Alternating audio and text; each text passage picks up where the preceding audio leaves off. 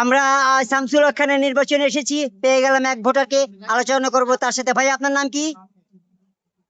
আব্দুল হাকিম খন্দকার। আব্দুল হাকিম খন্দকারের সাথে এখন কথা বলবো। আব্দুল হাকিম খন্দকারের সাথে জানতে চাইবো, শামসুল হক খান গভর্নমেন্টের মধ্যে নির্বাচন হয়েছে, এখানে আব্দুল হাকিম সাহেব কি করেন? আমি এখানে মূলত একজন ভোটার হিসাবে আসছি। আমার একমাত্র মেয়ে এখানে, তো ভোট দিতে আসছি। পরিবেশটা খুব ভালো লাগতেছে। আশা করি সুন্দর এবং সুষ্ঠুভাবে নির্বাচনটা সম্পন্ন হবে ইনশাআল্লাহ। আচ্ছা, এই নির্বাচন তো একটা ঝামেলা হয়েছিল আপনারা জানেন, এবং নির্বাচনে একটা প্রবলেম হয়েছিল, যার জন্য স্থগিত হয়েছে। এখন যে নির্বাচনটা হলো, এই ব্যাপারে যদি কিছু বলতেন।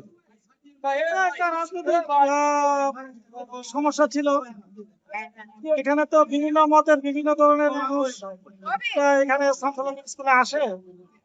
তো যার প্রেক্ষিতে এটা কিছুদিন আগে একটা বড় ধরনের ঝামেলা হয়েছিল। তো যাই হোক, এই সমস্যাটা ইনশাআল্লাহ সমাধান হয়েছে। আর আজকে নির্বাচনটা হওয়াতে আমাদের এই কলেজের যে সুন্দর একটা পরিবেশ ফিরে আসছে। হ্যাঁ, শিক্ষার্থীদের আদর্শ এবং সুন্দরভাবে যাতে পড়ালেখা করতে পারে, এই জন্য নির্বাচনটা খুব প্রয়োজন ছিল। এখানে যারা প্রার্থী হয়েছে আমার জানা মতে প্রত্যেকেই ভালো শিক্ষানুরাগী এবং সচেতন নাগরিক। তারা আশা করি যারাই এখানে পাশ করে আসবে তারা শিক্ষার প্রতি নজর দিবে, এখানে শিক্ষার্থীদের প্রতি নজর দিবে এবং যাতে কোনো ধরনের দুর্নীতি কারাপশন না হয় সেদিকে লক্ষ্য রাখবে।